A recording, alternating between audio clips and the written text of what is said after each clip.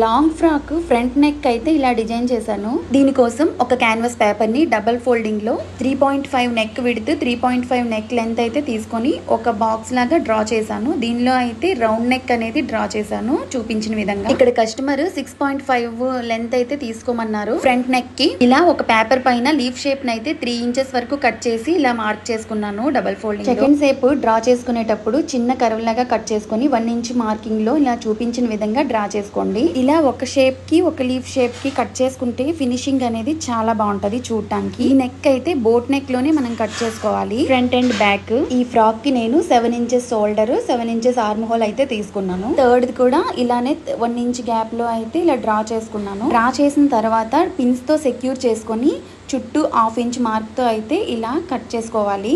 నాకు ఇక్కడ లాస్ట్ లో క్యాన్వాస్ పేపర్ తక్కువ వచ్చింది, పర్లేదు నేను అడ్జస్ట్ చేసి అయితే కుట్టేశాను. ఇలా అయితే మిడిల్ లో స్టిచ్ వేసుకొని జరిగిపోకుండా మనం కట్ చేసేటప్పుడు స్టిచ్ వేసుకొని ఇలా అయితే కట్ చేసుకోవాలి.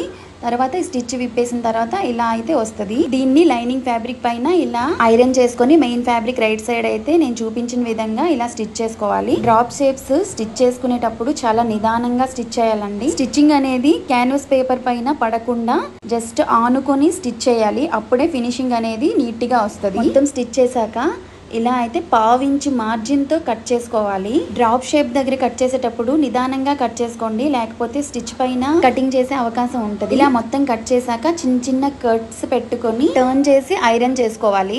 ఇక్కడైతే నేను టర్న్ చేయడానికి స్టిచ్ ఓపెనర్ అయితే యూస్ చేస్తున్నాను. ఇలా అయితే ఫినిషింగ్ బాగా వస్తుంది. ఈ గ్యాప్స్ లో అయితే ఈ బీడ్స్ తో స్టిచ్ చేశాను. నేను ఇక్కడ గోల్డ్ కలర్ బీడ్స్ అయితే యూస్ చేశాను. బార్డర్ అనేది గోల్డ్ కలర్ లో ఉంది కాబట్టి వైట్ కూడా యూస్ చేయొచ్చు. ఈ వీడియో నచ్చితే లైక్ చేసి నా ఛానల్ ని సబ్స్క్రైబ్ చేసుకోండి.